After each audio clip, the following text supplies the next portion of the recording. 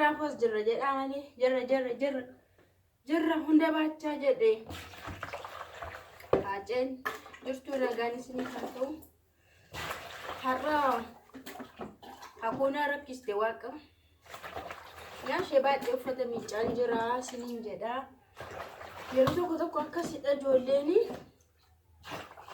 waan akka taphaatti guddanne sitti fakkaatamti amma dhugaa waaqa haadha keenya jechuudha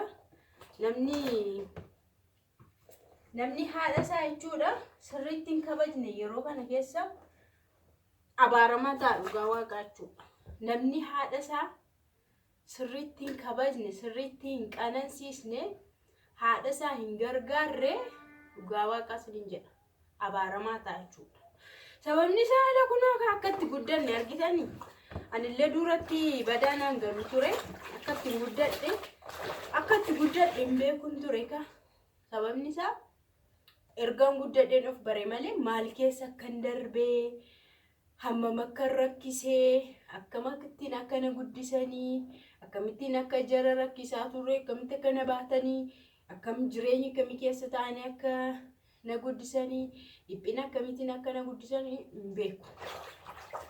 Kanaaf amma garuu duratti jechuudha harmeen keenya gahaa argaa nuun jetti gahaa argaa eebbadha baay'isee wayii dhugaa waaqachuu ittiin geessina agarsiisuu waan hundumaa nuun jetti. Kanaafuu gahanii arguun immoo eebbadha kunoo gahee argachuudha akkamitti akka daa'ima guddisan ammuma kanaattu bazoo daa'ima intirii gochuu isheerra garaatti baachuu isaarra guddisuu isaa ulfaata dhugaa waaqa yeroo garaatti baatan bakka hammuma tokko malee baay'een ulfaatu wantoota mul'achuu maqabutu mul'ata uumamadha waan ta'eef inni immoo jechuudha ulfi ulfaatee miti ulfina baatu jedha Oromoon kanaaf ulfi baay'ee salphaadha dhugaa waaqa guyyaa da'umsaati isa immoo waaqayyo nama gargaara situ nama kenne nama keessa kaa'e waan ta'eef nama gargaara guddisuun garuu jechuun isas kan nama guddisu garuu waaqumadha akka namummaatti jechuudha akka fooniitti akka namummaatti wanti haadha tokkorraa eegamu maatii tokko abbaa tokkorraa eegamu waan baay'ee waan ta'eef abbaanillee yooma wanta baasii kana gargaare malee baachuudhaan wajjin maal jechuudhaan illee isatti wal arguu miti haadhaadha kan yeroo hundumaa wajjin kan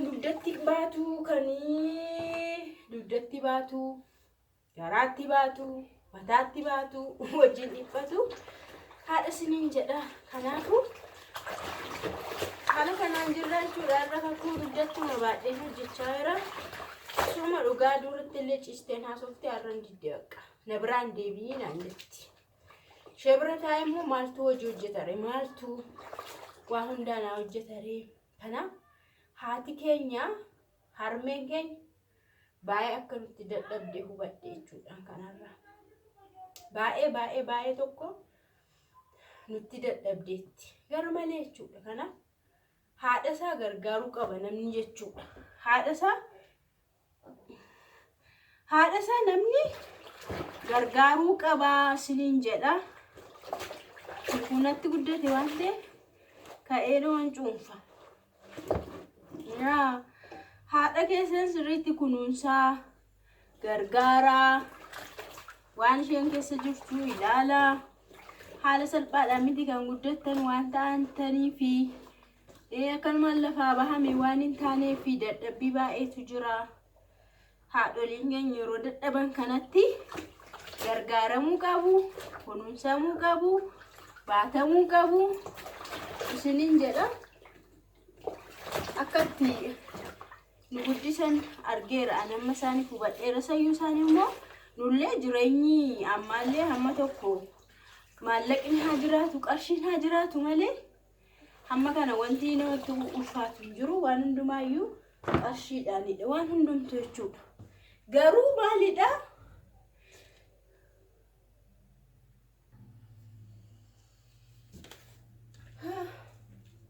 Kanaaf an kakubadhee hojjechuu koo otoo hin taane kun aadee rakkoo hin qabu. Garuu warri keenya harmeen keessattuu harmeen keenya baay'ee hamma akka shan nutti dadhabde irraa hubadheera. Sinillee akkasuma irraa hubachuu fi qabdu jechuudha. Akka haadha keenyaa jechuudha, harmee keenya. Namni harmee isaa hin gargaarre, hin deeggarre, hin kunuunsine dhugaa abaaramaa ta'a. Dhugaa abaaramaa ta'a.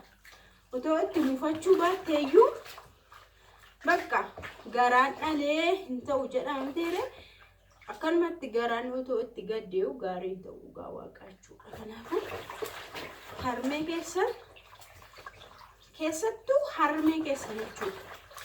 Haadhaaf abbaa wal cabsiisaa jechaan jiratu hin taane yoo dhiistanii haadha keessan gargaaruun dhiisina. Bakka waan nutti xaarame waan nutti baasanii dadhabbii baay'ee keessa bahanii ba'aa baatanii mataatti qoraan baatanii dugdatti ba'aa baatanii gabaa fagoo deemanii nagadanii dhugaa waaqa kan isaan nu guddisan jechuudha. Hojii humnaa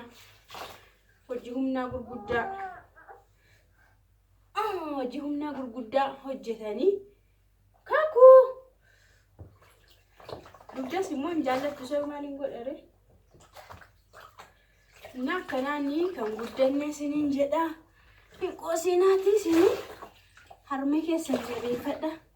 Warri harmeen keessan jirtu warri harmeen keessan lubbuudhaan jirtu dhugaa gargaaraa jabeessaa hir'ina ishii ilaalaa. Warri lubbuudhaan hin jirre immoo maal godhu guyyaa waaqayyooti. Hara waa hundaa kan hojjedhu kakuma dugdatti baadheeni ma gochuu hin danda'amne bakka. Akkasii haala gaariidhaan mucaa ofii waan deefis nama hin dadhabsiisu, nama sin nuffisiisu. Haati keenyas akkanumaan dadhabdee nu guddiste waan ta'eef akkanumaan baadhee hojjedhaa jechuudha har'a.